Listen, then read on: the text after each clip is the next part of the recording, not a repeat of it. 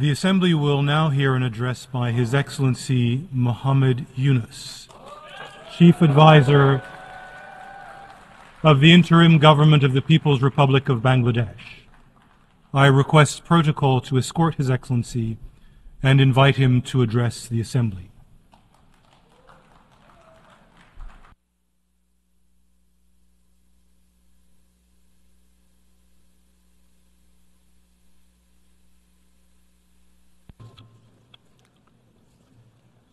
বিসমিল্লাহির রহমানির রহিম।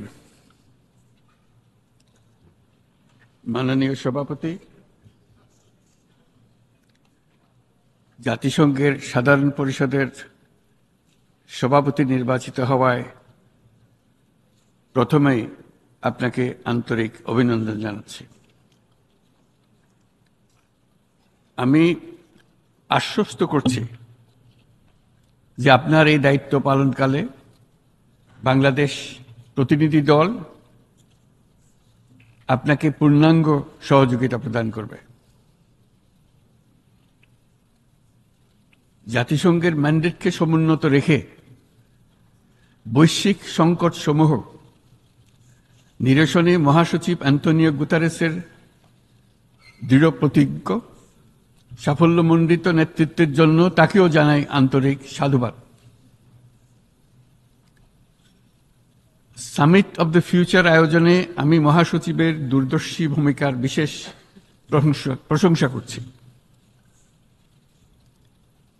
সম্মেলনে যে pact for the future and declaration on future generations সর্বসম্মতভাবে গৃহীত হয়েছে, তা এজেন্ডা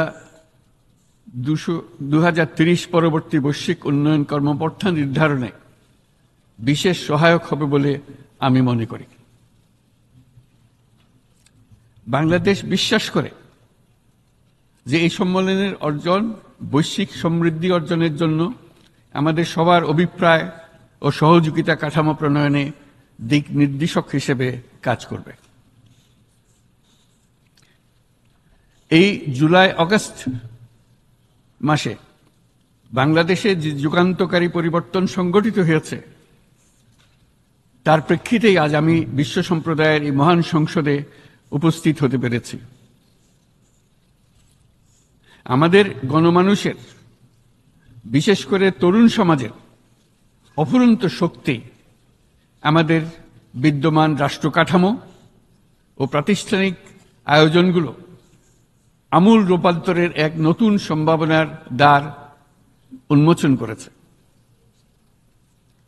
আমাদের ছাত্র ও যুব সমাজের আন্দোলন প্রথম দিকে মূলত ছিল বৈষম্য বিরোধী আন্দোলন, পর্যায়ক্রমে তা গণ আন্দোলনের রূপ নিয়েছে। এরপর সারা পৃথিবী অবাক বিস্ময়ে দেখেছে কিভাবে সমগ্র বাংলাদেশের মানুষ একনায়কতন্ত্র, নিপীড়ন, বৈষম্য, অবিচার ও দুর্নীতির বিরুদ্ধে রাজপথ ও সামাজিক যোগাযোগের মাধ্যমে দৃঢ়ভাবে রুখে দাঁড়িয়েছিল। আমাদের ছাত্র জনতা তাদের অদম্য সংকল্প ও প্রত্যয়ের মাধ্যমে একটি স্বৈরাচারী ও অগণতান্ত্রিক শাসন ব্যবস্থা থেকে আমাদের মুক্তি এনে দিয়েছে। তাদের এই সংকল্পের মধ্যেই আমাদের দেশের ভবিষ্যৎ নিহিত।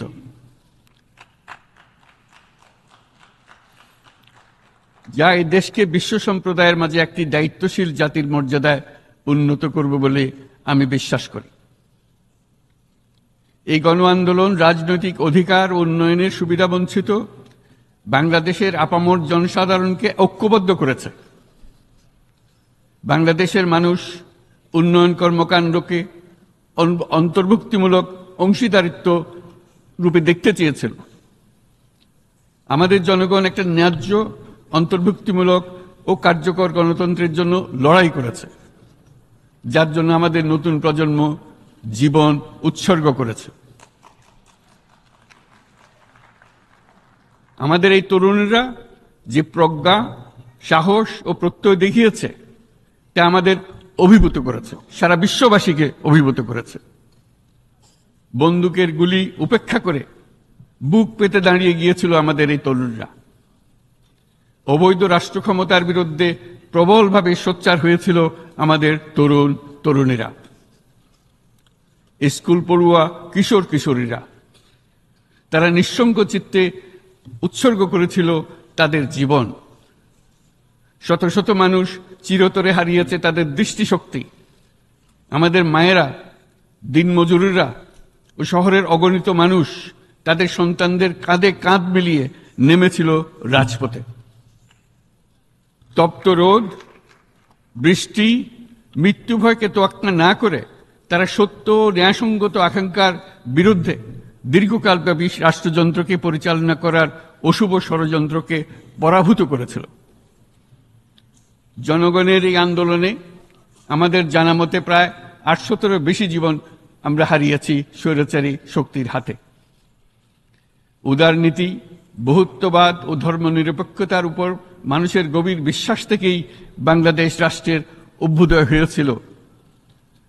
1971 সালে যে মূল্যবোধকে বুকে ধারণ করে আমাদের গণমানুষ যুদ্ধ করেছিল, সেই মূল্যবোধকে বহু বছর পরে আবার জেনারেশন জি, যে প্রজন্ম জি, নতুনভাবে আমাদেরকে দেখতে শিখিয়েছে। এরকমটি আমরা দেখেছিলাম 1952 সালের ভাষা আন্দোলনে, বাংলাকে মাতৃভাষা হিসেবে প্রতিষ্ঠার সময়। বাংলাদেশের এই অভ্যুত্থান আগামী দিনগুলোতে বিশ্বের বিভিন্ন প্রান্তে মানুষকে মুক্তি ও ন্যায় বিচারের পক্ষে দাঁড়াতে প্রেরণা যোগাবে। আমাদের মুক্তি ও গণতান্ত্রিক আকাঙ্ক্ষাকে বাস্তবে রূপ দিতে আমি তাই আজ বিশ্ব সম্প্রদায়কে আমাদের নতুন বাংলাদেশের সঙ্গে সম্পৃক্ত হওয়ার উদাত্ত আহ্বান জানাচ্ছি। মাননীয় সভাপতি, যে রাষ্ট্র কাঠামো দুঃসহ হয়ে গেছে তার পুনর্গঠনের জন্য আমাদের তরুণরা, দেশের আপামর জনসাধারণ একমত হয়ে আমার এবং আমার উপদেষ্টা পরিষদের উপর আস্থা রেখে সরকার পরিচালনার এক মহান দায়িত্ব আমাদের উপর ন্যস্ত করেছে। এই দায়িত্ব গ্রহণের পর আমরা গভীর বিস্ময় ও হতাশার সঙ্গে মুখোমুখিভাবে দেখতে পাচ্ছি কিভাবে সর্বগ্রাসী দুর্নীতি একটি কার্যকর গণতান্ত্রিক ব্যবস্থাকে ধ্বংসস্তূপে পরিণত করেছে, কিভাবে রাষ্ট্রের মূল প্রতিষ্ঠানগুলোকে নির্মমভাবে দলীয়করণের আবর্তে বন্দী করে রাখা হয়েছিল, কিভাবে জনগণের অর্থকে লুটপাট করা হয়েছিল, কিভাবে একটি বিশেষ স্বার্থান্বেষী গোষ্ঠী সমস্ত ব্যবসা বাণিজ্যকে অন্যায়ভাবে নিজেদের হাতে কুক্ষিগত করে দেশের সম্পদ অবাধে বিদেশে পাচার করে দিয়েছে। এক কথায়, কিভাবে প্রত্যেকটি পর্যায়ে ন্যায়, নীতি ও নৈতিকতা অদৃশ্য হয়ে গিয়েছিল। এরকম এক অবস্থার দেশকে পুনর্গঠন এবং জনগণের কাঙ্ক্ষিত রাষ্ট্র ব্যবস্থা প্রতিষ্ঠিত করার জন্য আমাদের উপর দায়িত্ব প্রদান করা হয়েছে। অতীতের ভুলগুলোকে সংশোধন করে একটা প্রতিযোগিতামূলক ও শক্তিশালী অর্থনীতি এবং ন্যায়ভিত্তিক সমাজ ব্যবস্থা গড়ে তোলাই এই মুহূর্তে আমাদের মূল লক্ষ্য। বর্তমান পরিবর্তিত পরিস্থিতিতে সকল রাজনৈতিক দল এখন স্বাধীনভাবে তাদের মতামত প্রকাশ করতে পারছে। যে সব ব্যক্তি বা প্রতিষ্ঠান রাষ্ট্রীয় কাজ ও সিদ্ধান্ত গ্রহণ করার প্রক্রিয়ায় সম্পৃক্ত, তাদের প্রত্যেকের জবাবদিহিতা নিশ্চিত করাই আমাদের অগ্রাধিকার। আমরা মানুষের মৌলিক অধিকারকে সমুন্নত ও সুরক্ষিত রাখতে দৃঢ়প্রতিজ্ঞ। আমাদের দেশের মানুষ মুক্তভাবে কথা বলবে, ভয়ভীতি ছাড়া সমাবেশ করবে, তাদের পছন্দের ব্যক্তিকে ভোট দিয়ে নির্বাচিত করবে, এটাই জাতির আকাঙ্ক্ষা এবং এটাই আমাদের লক্ষ্য। বিচার বিভাগের স্বাধীনতা সংরক্ষণ ও সাইবার ডোমেইন সহ গণমাধ্যমের স্বাধীনতা সুসংহতকরণে আমরা প্রতিজ্ঞাবদ্ধ। আমাদের একজন কৃষক বা একজন শ্রমিকের সন্তানও যেন সমাজের সর্বোচ্চ শিখরে পৌঁছতে পারে, সেই লক্ষ্যে বিশালকার অবকাঠামো নির্মাণের বদলে স্বাস্থ্য ও শিক্ষা খাতে বরাদ্দ বৃদ্ধির আমরা গুরুত্ব আরোপ করছি।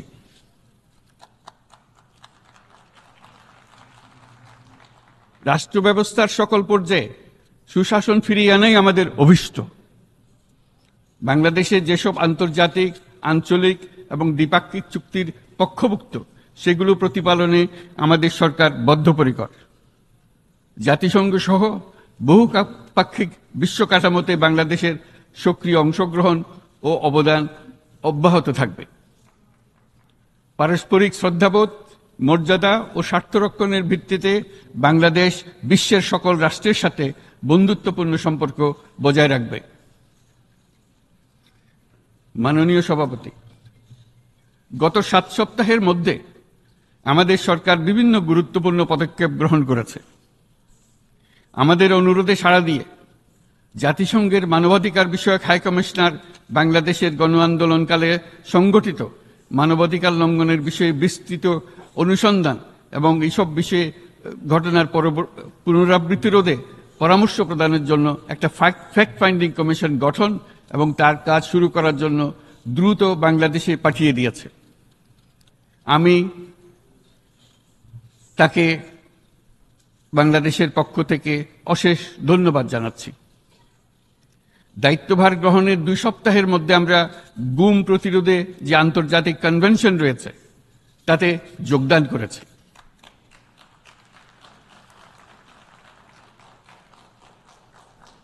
এর আশু বাস্তবায়নের জন্য প্রয়োজনীয় দেশীয় আইন ও বিধি প্রণয়নে আমরা এখন প্রক্রিয়া শুরু করেছি। বাংলাদেশে গত 1.5 দশকে যে সমস্ত গুমের অভিযোগ রয়েছে সেগুলো তদন্ত করার জন্য একটি তদন্ত কমিশন এই মুহূর্তে কর্মরত আছে। মানুষের আস্থা, আত্মবিশ্বাস ফিরিয়ে আনতে এবং নির্মম অতীত যেন আর ফিরে না আসে কোনোদিন, সেই জন্য আমরা কিছু সুনির্দিষ্ট খাতে সংস্কারকে অগ্রাধিকার দিয়েছি। সেই লক্ষ্যে আমরা বিদ্যমান নির্বাচন ব্যবস্থা, সংবিধান, বিচার ব্যবস্থা, জনপ্রশাসন, আইন শৃঙ্খলা ব্যবস্থা সংস্কারের জন্য স্বাধীন কমিশন গঠন করেছি। সংবাদপত্র ও গণমাধ্যমের সংস্কারের জন্যও পৃথক কমিশন সহ আরো কয়েকটি বিশেষ বিষয়ে কমিশন গঠন প্রক্রিয়াধীন রয়েছে। ব্যবসা বাণিজ্যে অনুকূল পরিবেশ সৃষ্টির লক্ষ্যে আমরা ব্যাংক ও আর্থিক খাতের ব্যাপক সংস্কারের উদ্যোগ গ্রহণ করেছি। কোনো বিদেশি ব্যবসা বা বিনিয়োগ যেন ক্ষতিগ্রস্ত না হয় তা নিশ্চিত করতে আমরা বদ্ধপরিকর। এইসব সংস্কার যেন টেকসই হয়, দীর্ঘমেয়াদে নিশ্চিত করতে এবং অবাধ ও নিরপেক্ষ অংশগ্রহণপূর্বক নির্বাচনের জন্য উপযোগী পরিবেশ সৃষ্টি করতে আমরা কাজ করে যাচ্ছি। গণতন্ত্র, আইনের শাসন, সমতা, সমৃদ্ধি অর্জনের মাধ্যমে একটি ন্যায়ভিত্তিক সমাজ হিসেবে আত্মপ্রকাশের অভিপ্রায় বাস্তবায়নে আমি বাংলাদেশের প্রতি আন্তর্জাতিক সম্প্রদায়ের সমর্থন ও গভীরতর সম্পর্ক গঠন করার জন্য আহ্বান জানাচ্ছি।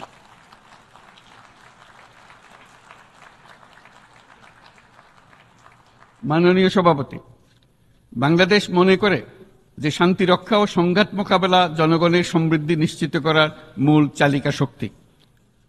সাম্প্রতিক বিপ্লবকালে আমাদের ইতিহাসের সবচেয়ে কঠিনতম সময়ে জনগণের মুক্তির আকাঙ্ক্ষা পূরণে তাদের পাশে দৃঢ়ভাবে দাঁড়িয়ে আমাদের সাহসী সশস্ত্র বাহিনী সমূহ আরও একবার শান্তির প্রতি তাদের অঙ্গীকার প্রমাণ করেছে।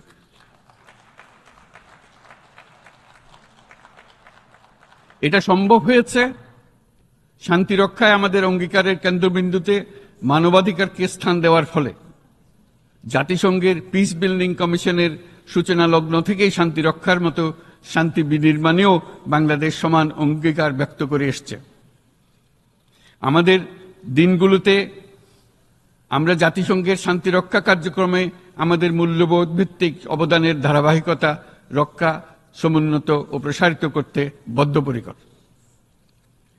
জাতিসংঘের শান্তি রক্ষা কার্যক্রমে অবদানকারী তৃতীয় বৃহত্তম রাষ্ট্র হিসেবে বাংলাদেশ এখন পর্যন্ত 43টি দেশে 63টি মিশনে শান্তিরক্ষী প্রেরণ করেছে।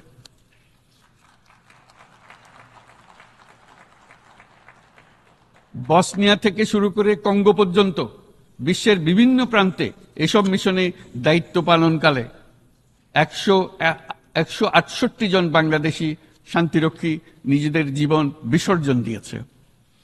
আমরা আশা করি যে কোনো অবস্থায় নানা প্রতিকূলতা সত্ত্বেও জাতিসংঘের ভবিষ্যৎ শান্তিরক্ষী কার্যক্রমগুলোতে বাংলাদেশের প্রতিরক্ষা বাহিনীর সদস্যরা একইভাবে অবদান রাখার সুযোগ পাবে।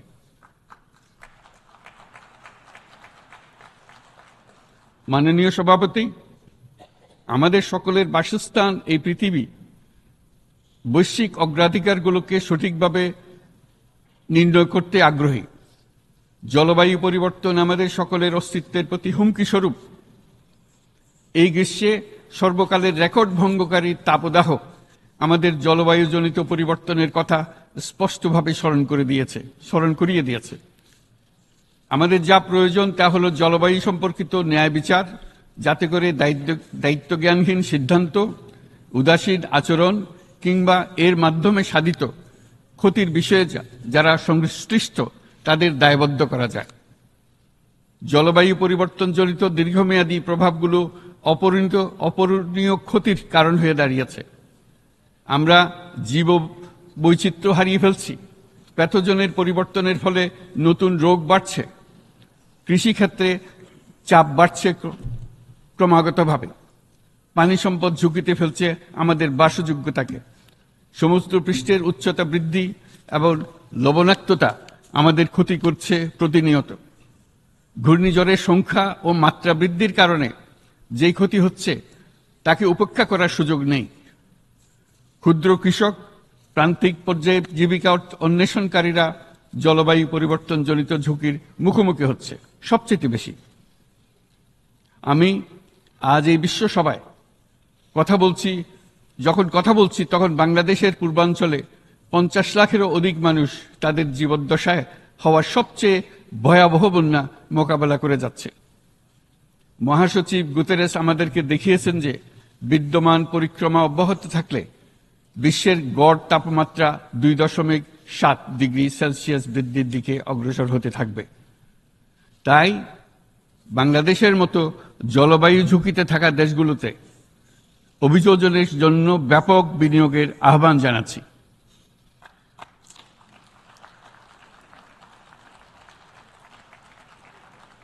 এছাড়াও উদ্ভাবনী শক্তির প্রয়োগ, অতিরিক্ত অর্থায়নের মাধ্যমে লস এন্ড ড্যামেজ ফান্ডকে কার্যকর করা আমাদের জন্য অত্যন্ত গুরুত্বপূর্ণ।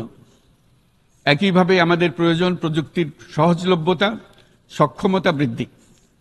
নির্দিষ্ট করে বললে আমাদের দরকার জীবন রক্ষাকারী প্রযুক্তি, বিশেষত কৃষি, পানি এবং জনস্বাস্থ্য খাতে, যেখানে ক্ষুদ্র ক্ষুদ্র উদ্ভাবন এবং সমাধানসমূহ ঝুঁকিতে থাকা জনগোষ্ঠীকে রক্ষা করতে পারে। জলবায়ু সংকটের মোকাবেলা এবং বৈশ্বিক অর্থনীতি সুসংহতকরণে আমাদের যুগপৎভাবে কাজ করতে হবে। বিশ্ব সম্প্রদায় এখন কার্বন মুক্ত পৃথিবী গড়ে তুলতে মনোযোগী হচ্ছে। বিশ্বের অধিকাংশ মানুষকে এই ধরনের পরিবর্তনের সুফলভোগী করতে হলে নেট জিরো পৃথিবীর দিকে আমাদেরকে অগ্রসর হতে হবে। বাংলাদেশের মতো দেশগুলোকে সাথে নিয়ে যেতে হবে। তা না হলে পারস্পরিক দায়িত্ববোধের মাধ্যমে পারস্পরিক সমৃদ্ধি অর্জনে আমাদের সার্বজনীন অঙ্গীকার পূরণে পিছিয়ে পড়ব আমরা। এই ক্ষেত্রে আমি বিশ্বাস করি সমগ্র বিশ্ব একসাথে 3-0 লক্ষ্য অর্জনের ধারণা বিবেচনা করে দেখতে পারে, যার মাধ্যমে আমরা শূন্য দারিদ্র্য, শূন্য বেকারত্ব এবং শূন্য নেট কার্বন নিঃসরণ অর্জন করতে পারি। যেখানে পৃথিবীর প্রতিটি তরুণ তরুণী চাকরি প্রার্থী না হয়ে বরং উদ্যোক্তা হিসেবে নিজেকে প্রতিষ্ঠিত করার সুযোগ পাবে। তারা যেন এই সম্পদের সীমাবদ্ধতা সত্ত্বেও নিজ নিজ সৃজনশীলতার বিকাশ করতে পারে, যেখানে একটি ব্যবসায়িক উদ্যোগ সামাজিক সুফল, অর্থনৈতিক মুনাফা এবং প্রকৃতির প্রতি দায়িত্বশীলতার মধ্যে একটি চমৎকার ভারসাম্য আনতে পারে, যেখানে সামাজিক ব্যবসার মাধ্যমে যে কোনো ব্যক্তি ভোগবাদী জীবনধারা থেকে উত্তরণ করে সামাজিক ও অর্থনৈতিক পরিবর্তনের সৃজনশীল শক্তি হিসেবে নিজেকে প্রতিষ্ঠিত করতে পারে।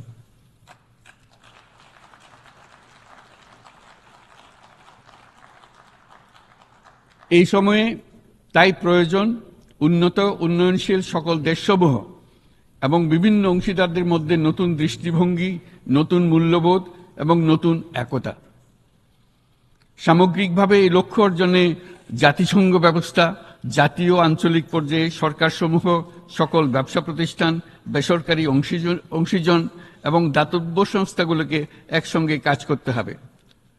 আমাদের অর্থনৈতিক কাঠামোতে সামাজিক ব্যবসাকে স্থান দিলেই নিচের অর্ধেকাংশ মানুষের জীবনে তা বিরাট পরিবর্তন আনতে পারে।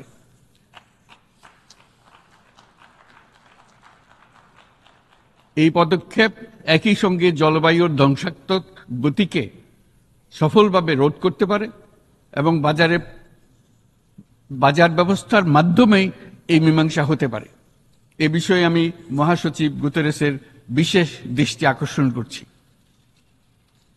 মাননীয় সভাপতি, বহুমুখী সংকটে জর্জরিত বর্তমান বিশ্বে যুদ্ধ এবং সংঘাতের ফলে ব্যাপক ভিত্তিতে মানুষের অধিকার খর্ব হচ্ছে। বিশ্ববাসীর উদ্বেগ এবং নিন্দা সত্ত্বেও গাজায় গণহত্যা থামছে না।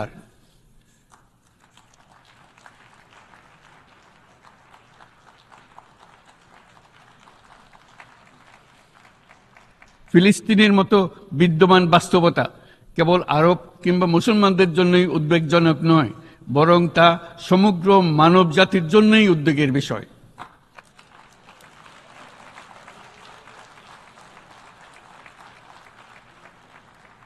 একজন মানুষ হিসেবে প্রত্যেক ফিলিস্তিনির জীবন অমূল্য।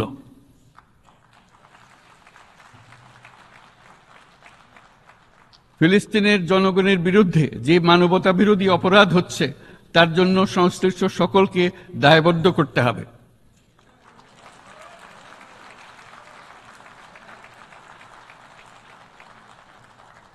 ফিলিস্তিনের জনগণের উপর চলমান নৃশংসতা, বিশেষত নারী এবং শিশুদের সাথে প্রতিনিয়ত যে নিষ্ঠুরতা বিশ্ব দেখাচ্ছে, তা থেকে নিস্তারের জন্য বাংলাদেশ অনতিবিলম্বে সম্পূর্ণ যুদ্ধবিরতির আহ্বান জানাচ্ছে।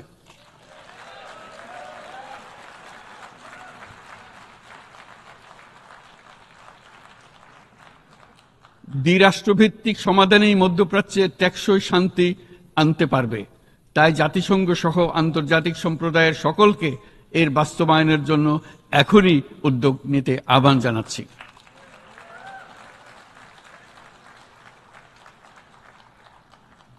গত 2.5 বছর ধরে ইউক্রেনে চলমান যুদ্ধে বহু মানুষ প্রাণ হারিয়েছে।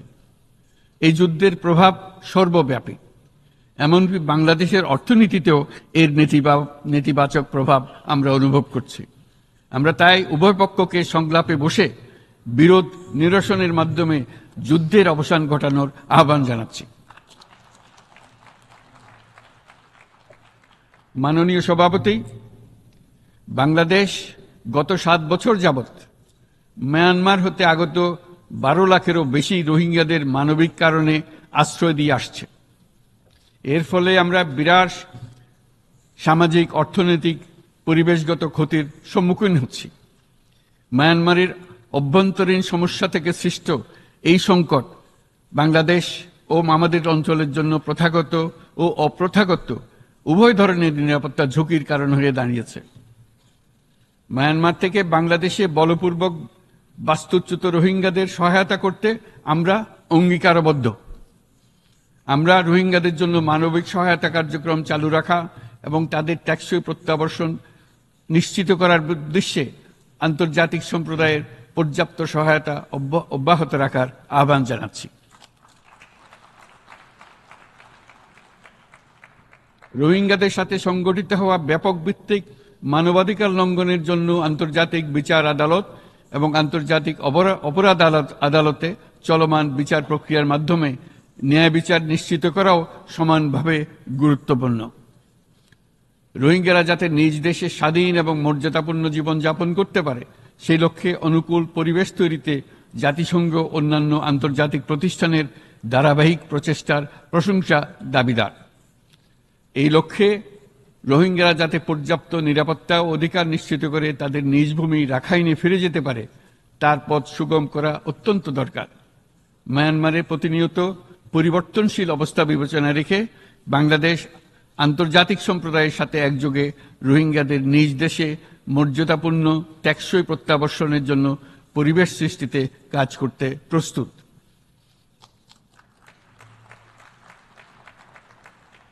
মাননীয় সভাপতি, রাজনৈতিক মুক্তি এবং সামাজিক অর্থনৈতিক জাগরণ ব্যতীত শান্তি ও নিরাপত্তা নিশ্চিতে সাফল্য অর্জন করা সম্ভব নয়। প্রায় এক দশক পূর্বে বিশ্ব সম্প্রদায় সর্বসম্মতক্রমে এজেন্ডা 2030 প্রণয়ন করেছিল। আমরা সবাই আমাদের সামষ্টিক আকাঙ্ক্ষা ও বিশ্বাস অর্পণ করেছি এই সার্বজনীন টেকসই উন্নয়ন অভিষ্টগুলো অর্জনে। সার্বিকভাবে মাত্র 17% ও কম লক্ষ্যমাত্রা অর্জন হয়েছে। স্পষ্টতই এই ক্ষেত্রে অনেক উন্নয়নশীল রাষ্ট্র আরও পিছিয়ে আছে। উন্নয়নশীল দেশগুলোকে এসডিজি অর্থায়নের বছরে প্রায় 2.5 থেকে 4 ট্রিলিয়ন মার্কিন ডলারের সমান ঘাটতি মোকাবেলা করতে হচ্ছে। উন্নয়নশীল বিশ্বের ঋণের বোঝা, ক্ষয়িষ্ণু আর্থিক সক্ষমতা এবং জলবায়ু পরিবর্তনের ক্ষতিকর প্রভাবের কারণে বাংলাদেশের মতো দেশগুলিতে বেশি ঝুঁকিতে রয়েছে। আমরা আশা করি উন্নয়নের জন্য অর্থায়ন সংক্রান্ত চতুর্থ আন্তর্জাতিক সম্মেলনে এই ধরনের জটিল এবং কাঠামোগত সমস্যাগুলোর দিকে নজর দেওয়া হবে। বহুপাক্ষিক আর্থিক প্রতিষ্ঠানগুলোকে এমন অভিন্ন লক্ষ্যে নিয়ে যাওয়ার কাজ করতে হবে যাতে সকল রাষ্ট্র সমানভাবে সম্পদ ও সুযোগের ব্যবহার করতে পারে। তারা নিজেদের কর্মসূচিতে সামাজিক ব্যবসাকে গুরুত্বপূর্ণ ভূমিকা দিতে পারে, যাতে নিম্ন আয়ের দেশগুলোর বাস্তবতাকে বিশেষভাবে মোকাবেলা করা যায়, যা ব্যবসায়ী উদ্যোগ এবং ব্যক্তির সৃজনশীলতাকে উদ্বুদ্ধ করে, যা বঞ্চিত জনগোষ্ঠীকে বিশালভাবে সহায়তা করে। এই ক্ষেত্রে অবৈধ অর্থের প্রবাহ এবং উন্নয়নশীল দেশগুলো থেকে সম্পদ পাচার বন্ধ করা অত্যন্ত আবশ্যক। উন্নয়নশীল দেশগুলো থেকে পাচার হয়ে যাওয়া সম্পদ ফেরত আনার জন্য আন্তর্জাতিক সহযোগিতা জোরদার করতে হবে। আমরা আশা করি কর ফাঁকি রোধে আন্তর্জাতিক কর কনভেনশন অতি শীঘ্রই গৃহীত হবে।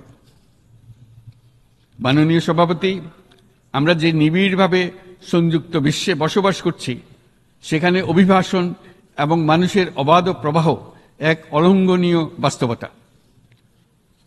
বাংলাদেশি নাগরিকরা প্রতিনিয়ত বিভিন্ন দেশে অভিবাসী হিসেবে যাচ্ছেন। তারা বিভিন্ন দেশে তাদের কর্মসংস্থানের সন্ধানে আছেন। বিশ্বের বিভিন্ন প্রান্তে এই মুহূর্তে প্রায় 1.5 কোটি প্রবাসী বাংলাদেশি আছেন। সকলের জন্য অভিবাসনের উপযোগিতা নিশ্চিত করতে বিশ্ব সমাজকে নিরাপদ, সুশৃঙ্খল এবং নিয়মিত মর্যাদাপূর্ণ অভিবাসনের পথ সুগম করতে হবে। আন্তর্জাতিক সম্প্রদায়কে অভিবাসীদের মানবাধিকার এবং তাদের প্রতি মানবিক আচরণ নিশ্চিত করতে হবে। অভিবাসনের উপর 2018 সালে যে গ্লোবাল কম্প্যাক্ট অন মাইগ্রেশন গৃহীত হয়েছে, তার পূর্ণ বাস্তবায়নে বাংলাদেশ প্রতিশ্রুতিবদ্ধ এবং একই সাথে অনিরাপদ অভিবাসন রোধেও আমরা বদ্ধপরিকর। মাননীয় সভাপতি, প্রতি বছর প্রায় 25 লক্ষ তরুণ তরুণী বাংলাদেশের শ্রমবাজারে যুক্ত হচ্ছেন। বাংলাদেশের বিপুল জনশক্তির প্রায় 2/3 তরুণ। এই জনশক্তিকে বর্তমান ও আগামীর জন্য গড়ে তোলা বাংলাদেশের জন্য একটা বড় চ্যালেঞ্জ। ক্রমপরিবর্তনশীল কর্মজগতে একজন তরুণকে প্রতিনিয়ত নতুন দক্ষতা অর্জন করতে হয়। এই কর্মপরিবেশের সাথে মানিয়ে নেওয়া শিখতে হয়। এই জন্য বাংলাদেশ যখন মধ্যম আয়ের দেশ হিসেবে উন্নতি হচ্ছে, তখন আমরা শিক্ষা এবং প্রযুক্তিগত সহায়তা লাভের উপর বিশেষ জোর দিচ্ছি। এবার কৃত্রিম বুদ্ধিমত্তার বিষয়ে আসি। কৃত্রিম বুদ্ধিমত্তার অভাবনীয় বিকাশ এবং এর বহুমাত্রিক প্রয়োগে বাংলাদেশ বিশেষভাবে আগ্রহী। আমাদের তরুণ সমাজ জেনারেটিভ আর্টিফিশিয়াল ইন্টেলিজেন্সের সম্ভাবনা নিয়ে উচ্ছ্বসিত। একজন বিশ্ব নাগরিক হিসেবে তারাও চায় নতুন পৃথিবীতে নিয়োজিত হতে, কর্মক্ষম হিসেবে নিজেকে গড়ে তুলতে। বাংলাদেশের মতো বৃহৎ তরুণ জনগোষ্ঠীর দেশ যাতে কৃত্রিম বুদ্ধিমত্তার প্রয়োগজনিত অর্জিত সুফল থেকে পিছিয়ে না পড়ে, বিশ্ব সম্প্রদায়কে তা নিশ্চিত করতে হবে। একই সঙ্গে নিশ্চিত করতে হবে যেন কৃত্রিম বুদ্ধিমত্তার কারণে কর্মক্ষেত্রে মানুষের চাহিদা ক্রমাগতভাবে সংকুচিত হয়ে না যায়। এই প্রসঙ্গে আমি উল্লেখ করি যে আমরা ভিন্ন একটা ইন্টেলিজেন্স, অটোনোমাস ইন্টেলিজেন্স, অর্থাৎ যে কৃত্রিম বুদ্ধিমত্তা নিজেই নিজের কৃত্রিম বুদ্ধিমত্তাকে সম্প্রসারিত করতে পারে মানুষের কোনো হস্তক্ষেপ ছাড়াই, তার ব্যাপারে আমরা বৈজ্ঞানিকদের দৃষ্টি আকর্ষণ করতে চাই। তারা যেন এই ক্ষেত্রে অগ্রসর হওয়ার আগে মানুষের উপরে প্রভাব সম্বন্ধে নিশ্চিত হয়ে অগ্রসর হন। আমাদের ধারণা, অটোনোমাস ইন্টেলিজেন্স মানুষের অস্তিত্বকে বিপন্ন করে তুলতে পারে। কাজে এই ব্যাপারে আমাদের সম্পূর্ণ সজাগ থাকতে হবে। মাননীয় সভাপতি, আমাদের আসলে দরকার নতুন ধরনের সহযোগিতা কাঠামো, যেখানে বৈশ্বিক ব্যবসা ও জ্ঞানের অধিকারী গোষ্ঠী মানুষের চাহিদাগুলোকে যথাযথভাবে অনুধাবন করবে। আন্তর্জাতিক সহযোগিতার মাধ্যমে উন্নয়নশীল দেশগুলোর জন্য এমন একটি রূপান্তরকারী ব্যবস্থা তৈরি করতে হবে যা কর্মসংস্থান, আর্থসামাজিক প্রতিকূলতা বা জীবিকার জন্য যুৎসয় সমাধান নিশ্চিত করবে। মাননীয় সভাপতি, আমাদের প্রচেষ্টা, সক্ষমতা এবং সম্পদ একত্রীকরণের মাধ্যমে সকলের সামর্থ্য, উদ্ভাবনী শক্তি এবং সমৃদ্ধিকে কাজে লাগাতে হবে। আর্থসামাজিক উন্নয়ন এবং জলবায়ু সহনশীলতা নিয়ে আমরা প্রতিনিয়ত যে প্রতিকূলতার সম্মুখীন হচ্ছি, সম্মিলিত উদ্যোগের মাধ্যমে তার মোকাবেলা করতে হবে। বৈশ্বিক দক্ষিণের দেশগুলোকে অনন্য অর্থনৈতিক এবং সামাজিক প্রেক্ষাপটে দক্ষিণ দক্ষিণ এবং ত্রিভুজীয় সহযোগিতা এই ক্ষেত্রে বিশেষভাবে সহায়ক হতে পারে বলে আমি মনে করি। বৈশ্বিক দক্ষিণের আওয়াজকে বিশ্বব্যাপী জোরালোভাবে তুলে ধরার জন্য প্রয়োজন সম্মিলিত উদ্যোগ। সেজন্য বৈশ্বিক এজেন্ডা প্রণয়ন ও বাস্তবায়ন নিশ্চিত করতে বৈশ্বিক দক্ষিণের দেশগুলোর মতামতকে যথাযথ গুরুত্বের সাথে বিবেচনা করতে হবে। জনাব সভাপতি, কোভিড অতিমারির অভিজ্ঞতায় আমরা দেখেছি জনস্বাস্থ্যে ব্যাপক বিনিয়োগ কতটা গুরুত্বপূর্ণ হতে পারে। বিশ্ব স্বাস্থ্য সংস্থায় বৈশ্বিক অতিমারি চুক্তির চলমান আলোচনায় বাংলাদেশ নেতৃত্ব প্রদান করে চলেছে। আমরা চাই কার্যকর আন্তর্জাতিক সহযোগিতা, জনস্বাস্থ্য ব্যবস্থায় অর্থায়ন, প্রযুক্তি হস্তান্তর, গবেষণা ও উন্নয়ন, ভ্যাকসিন থেরাপিউটিক্সের উৎপাদন, বহুমুখীকরণ এবং সকল ভ্যাকসিনকে মেধাস্বত্ব অধিকার মুক্ত ঘোষণা করার ব্যাপারে ঐক্যমত্য গঠন। অসংক্রামক রোগসমূহের বিরুদ্ধে লড়াইয়ে এই বিষয়গুলি অত্যন্ত গুরুত্বপূর্ণ। জনাব সভাপতি, এবছর আমরা জাতিসংঘের সাথে বাংলাদেশের অংশীদারিত্বের সুবর্ণ জয়ন্তী উদযাপন করছি। গত 50 বছর ছিল আমাদের জন্য একটা পারস্পরিক শিক্ষণীয় সম্মিলিত যাত্রা। সীমিত উপায়ে বাংলাদেশ বৈশ্বিক শান্তি ও নিরাপত্তা, ন্যায়, সমতা, মানবাধিকার প্রতিষ্ঠায় ধারাবাহিকভাবে অবদান রেখে আসছে। আমাদের সমন্বিত প্রয়াসের পেছনে আছে সত্যিকার অর্থে একটি নিয়মভিত্তিক বৈশ্বিক ব্যবস্থা গড়ে তোলা। এই প্রসঙ্গে উদাহরণ হিসেবে আমি স্মরণ করছি 1999 সালে জাতিসংঘ সাধারণ পরিষদে ক্ষুদ্র ঋণের উপর গৃহীত রেজুলেশনের কথা। সেই সময় জাতিসংঘ 2005 সালকে ইয়ার অফ মাইক্রোক্রেডিট ঘোষণা করেছিল, যার ফলে ক্ষুদ্র ঋণ বিশ্বব্যাপী সম্প্রসারিত হবার সুযোগ পেয়েছিল। একই সময়ে বাংলাদেশের উদ্যোগে গঠিত হয়েছিল ফ্রেন্ডস অব মাইক্রোক্রেডিট। 2001 সাল থেকে সাধারণ পরিষদে কালচার অফ পিস সংক্রান্ত বাৎসরিক যে রেজলিউশন গৃহীত হয়ে আসছে, বা নিরাপত্তা পরিষদে নারী, শান্তি ও নিরাপত্তা সংক্রান্ত যে 1325 নম্বর রেজলিউশন গৃহীত হয়েছিল, তা বাংলাদেশের বিশ্বজনীন উদ্যোগগুলোর প্রতিফলন এবং অবদান। মাননীয় সভাপতি, আজ এই মহান বিশ্বসভায় বিশ্ব নেতৃবৃন্দের উপস্থিতিতে প্রতিধ্বনিত হচ্ছে শান্তি, নিরাপত্তা, ন্যায় বিচার প্রতিষ্ঠা এবং সম্পদের সুষম বন্টনের মাধ্যমে সকলের অন্তর্ভুক্তি নিশ্চিত করার আহ্বান। সদস্য রাষ্ট্র হিসেবে আমাদের প্রত্যেককে আজ গভীরভাবে অনুধাবন করতে হবে কিভাবে আমরা নারী, পুরুষ সকলের জন্য ও আগামীর দিনগুলোতে উদ্যোক্তা হবার সমান সুযোগ সৃষ্টি এবং তাদের ক্ষমতায়ন নিশ্চিত করতে পারি।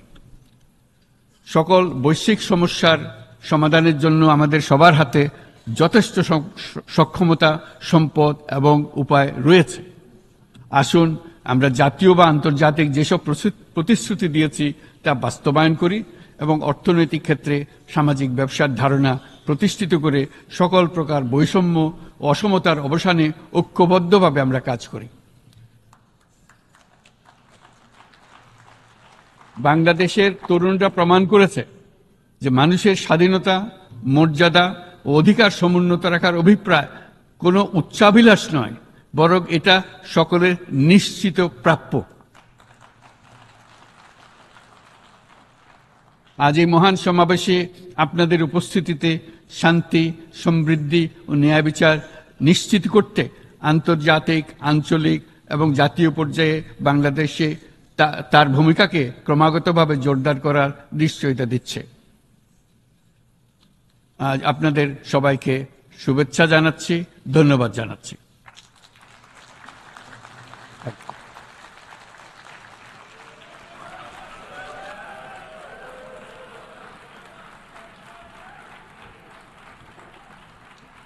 On behalf of the Assembly, I wish to thank the Chief Advisor of the Interim Government of the People's Republic of Bangladesh.